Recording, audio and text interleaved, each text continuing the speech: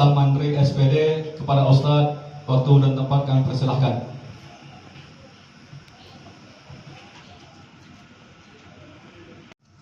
Assalamualaikum warahmatullahi wabarakatuh.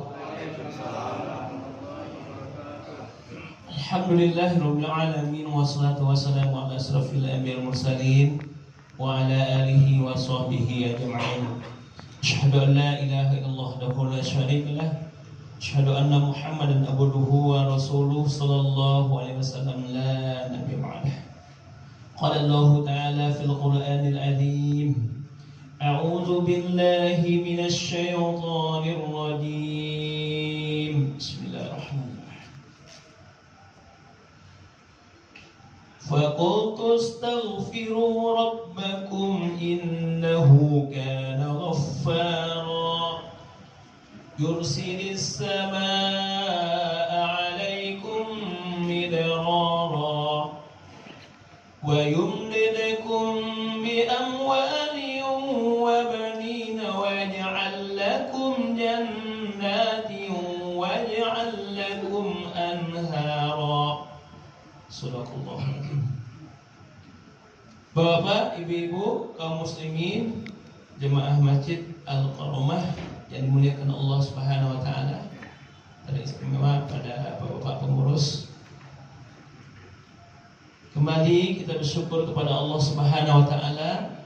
Malam yang kelima ini Allah masih mudahkan kita menghidupkan malam-malam Ramadan. Isya berjemaah dilanjutkan dengan sholat tarawih insyaallah setelah ini. Harapan kita bermohon kepada Allah Subhanahu wa taala sebagaimana di ujung ayat surah Al-Baqarah yang sering dibacakan oleh para ustaz, la'allakum tattaqun. Semoga mudah-mudahan kalian menjadi orang yang bertakwa. Itu kita capai, Pak, kita dapatkan. Itu menjadi harapan kita, impian setiap kita, la'allakum tattaqun. Karena orang-orang yang bertakwa itu adalah orang-orang istimewa, Pak. Yang jelas Allah telah janjikan kepada orang yang bertakwa itu surga yang penuh kenikmatan. Dikatakan oleh Allah Subhanahu wa taala dalam surat Zumar, A'udzu billahi minasy syaithanir rajim. Wasiqal ladzina ittaqaw rabbahum ilal jannati zumara. Orang-orang bertakwa itu dibawa oleh Allah berombongan menuju surga. Dia berombongan masuk surga, Pak. Bisa sendiri, Pak. Bersama-sama kita, Pak. Mari kita sering doakan agar kita masuk surga. Hatta idza ja'uha wa futihat abwabuha. Sampai di depan pintu surga itu, kita masuk di gerbang surga itu, Pak.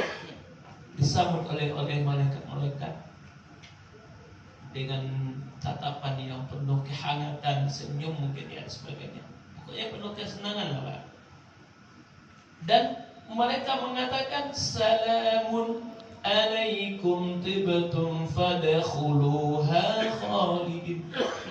khalidin. Selamat kalian, kata mereka, kata para malaikat. Kalian adalah orang-orang yang beruntung. Anda ini, kata malaikat, adalah orang-orang yang istimewa, orang-orang yang selamat. Dan masukilah surga-surga itu, surga yang diciptakan oleh Allah SWT kepada orang yang bertakwa. Karena itulah kita berjumpa puasa dengan sebaik-baiknya, agar tujuan dari puasa kita ini la'allakum tattaqun bisa kita dapatkan. Malam ini amanah yang bebankan kepada kami adalah istighfar, kunci dalam persoalan hidup. Istighfar, Pak. Jadi ada resep mujarab yang ternyata Allah berikan kepada kita, tinggal kita laksanakan, Pak. Payah? Enggak, udah, Pak. Perlu biaya? Tidak. Memakan waktu lama? Tidak. Ada sebuah kisah mungkin sering Bapak baca, pernah Bapak baca. Imam Ahmad bin Hambal pernah bercerita, entah apa yang menggerakkanku datang ke negeri ini, ke Basrah, suatu tempat yang jauh dari tempat tinggalku. Entah apa yang menggerakkan aku datang ke sini, katanya. Aku tidak ada berjanji menjumpai seseorang di tempat ini. Tapi entah kenapa hatiku di waktu Isya, Pak. Di waktu sholat Isya. Dan dia datangi masjid dan ikut berjemaah di sebuah masjid di kota tersebut. Orang tak kenal sama beliau, Pak. Dia sudah tua. Waktu itu beliau sudah tua, berumur tua. Karena waktu itu walaupun beliau seorang imam terkenal, semua orang kenal namanya, tapi tidak pernah lihat wajahnya, kan? Belum waktu itu ada medsos lagi, Pak. Belum ada Facebook lagi. Terus sekarang dari mana-mana orang kita bisa lihat hari ini. Maka dia sholat Isya, kemudian tenang dia di sana. Sinilah bermalam. Tak kemana, aku akan berjalan lagi. Besoklah capek, istirahat dulu. Mau golek-golek di masjid. Udah pulang orang semuanya. Hai Syekh. Syekh itu panggilan orang tua waktu itu di sana. Syekh juga, Pak. Di Syekh itu panggilan pada orang tua, panggilan pada ulama juga disebut Syekh. Syekh, tidak boleh tidur sini, kata Marful Muslim. Luar. Tidak boleh sini. Izinkanlah aku di sini, aku capek. Musafir dalam perjalanan jauh. Tidak boleh. Luar. Sampai luar, Pak. Mana dia mau melangkah? Tidur dia di teras masjid, di luar masjid. Datang lagi Markot ke sana. Syekh. Tidak boleh sini, tidak boleh. Kok tidak boleh sini? Tak jauh dari masjid itu ada rumah tukang buat roti, Pak. Pembuat roti, dan dia jualan roti sehari-hari. Dan dia melihat peristiwa itu. Ketika Ahmad bin Hanbal berjalan, didatangi oleh penjual roti tersebut, Pak. Syekh, malam ini nginaplah di rumahku. Pergilah ke rumahku. Tentu senang, Pak. Tidak ada tempat, kita sedang butuh pertolongan, ada nolong kita, senang, kan? Datanglah sang imam tersebut ke rumah penjual roti yang rumahnya sederhana. Di situ ada tempat ngambil rotinya. Dan Ahmad bin Hanbal silakan istirahat. Dan ada sesuatu yang istimewa diperhatikan oleh sang imam ini tentang penjual roti ini. Tak berhenti lidahnya, astagfirullahaladzim. Kecuali kalau diajak ngomong, baru dia bicara, Pak. Kalau berhenti dia bicara, astagfirullahaladzim. Itu ya, Pak. Astagfirullahaladzim. Pada akhirnya penasaran Imam Ahmad bin Hanbal, Pak.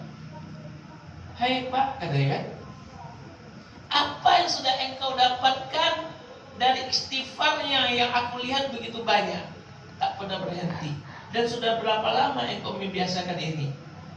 Maka penjual roti tersebut menjawab, aku menjual roti sudah hampir 30 tahun, Pak Syekh. Sudah lama aku jual roti ini, dan tak berhenti lidahku beristighfar memohon ampun kepada Allah Subhanahu wa taala. Agar Allah ampunkan setiap tetesan dosa-dosa yang ada pada diriku ini. Lalu sang imam bertanya kepada penjual roti itu, apa yang sudah engkau dapatkan dari zikirmu yang begitu banyak itu? Dia jawab begini, Pak. Wahai Syekh, katanya, semua yang ku minta dikabulkan oleh Allah, tak menunggu lama. Apa bedanya dia minta kaya rupanya, Pak? Kalau minta kaya pun mungkin dikabulkan oleh Allah. Semua yang ku minta dikabulkan oleh Allah, tapi satu yang belum, katanya. Penasaran Ahmad bin Hanbal, apa yang membuatmu? Apa doamu yang satu yang belum dikabulkan oleh Allah tersebut? Satu yang belum, Syekh. Aku ingin bertemu dengan imam besarnya negeri ini, Ahmad bin Hanbal. Kagetlah Ahmad bin Hanbal, Pak. Kaget dia. Astagfirullahaladzim. Lalu dia baru ceritakan dirinya, akulah si fakir Ahmad bin Hanbal. Inilah ternyata yang menggerakkan aku datang ke sini. Allah menggerakkan aku ke sini. Ternyata atas permintaanmu, Allah gerakkan aku ke tempatmu ini. Kaget lagi tuh kalau ini, ternyata di hadapannya adalah imam besar Ahmad bin Hanbal. Dari apa? Istighfar yang senantiasa diucapkan. Ternyata ada ayatnya dalam Quran, Pak. Di awal kita bacakan tadi, surat Nuh ayat 10. Dimulai ayat 10. Faqultu astaghfiru rabbakum innahu kana ghaffara.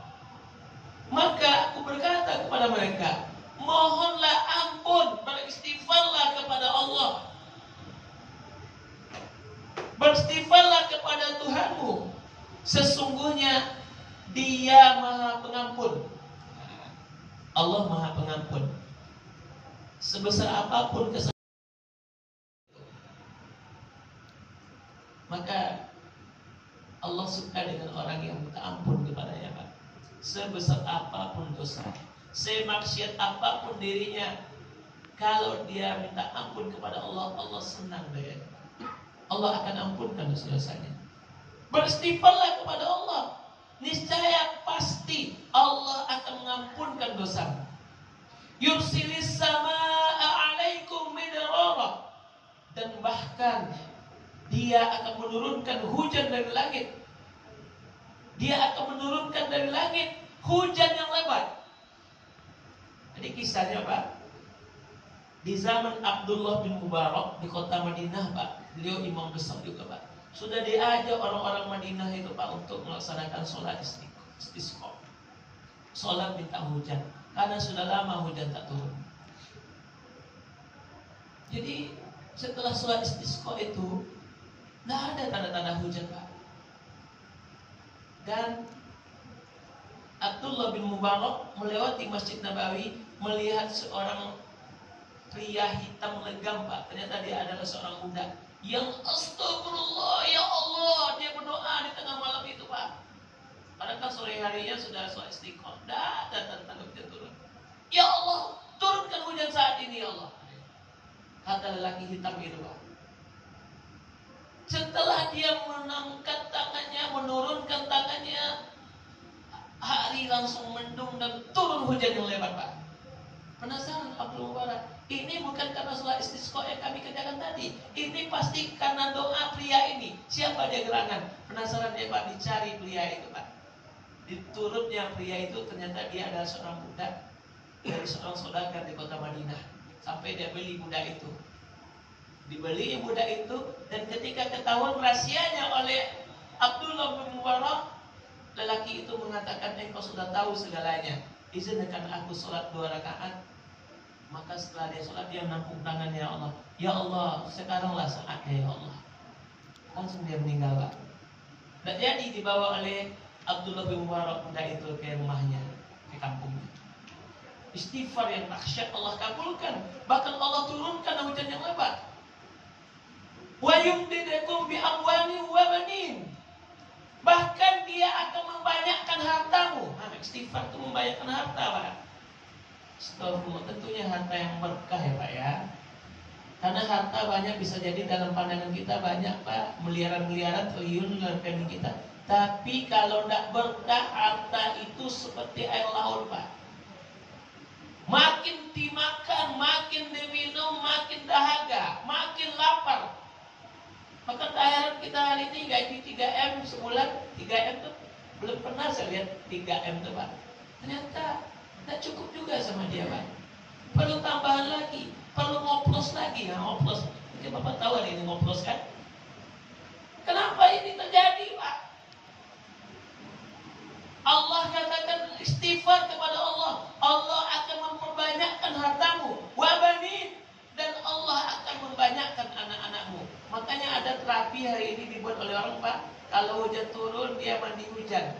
Suami istri itu mandi hujan, beristighfar kepada Allah Subhanahu wa taala. Pasangan-pasangan yang sudah lama menikah, tak pernah, belum diberi karunia oleh Allah berupa anak, dia mandi hujan, kemudian dia beristighfar. Ini dari sini dasarnya, Pak. Ada yang berhasil, walau alam, saya tidak tahu, Pak. Tapi ada yang mencoba begini. Allah akan berikan anak-anak kepadamu. Waj'al lakum jannati waj'al lakum anhara, dan dia akan memberikan kebun-kebun untukmu dan mengadakan untukmu sungai-sungai. Kalau sudah hujan turun, maka tumbuhan akan subur, kebun-kebun akan tumbuh. Tentu kalau airnya sudah banyak, sungai-sungai akan ada aliran airnya, Pak. Gitu, Pak. Dan itu sangat luar biasa. Gambaran yang diberikan Allah kepada orang yang beristighfar kepada Allah Subhanahu wa taala. Apalagi, Pak? Semua persoalan kita, kalaupun belum saat itu belum ada ada jalan keluarnya apa? Dengan beristighfar, hati kita tenang. Dan hati tenang itu sudah mungkin 50% penyelesaian persoalan kita, Pak. Hati yang tenang. Orang beristighfar, hatinya akan tenang. Ala bizikrillah tatma'innul qulub. Hanyalah dengan baik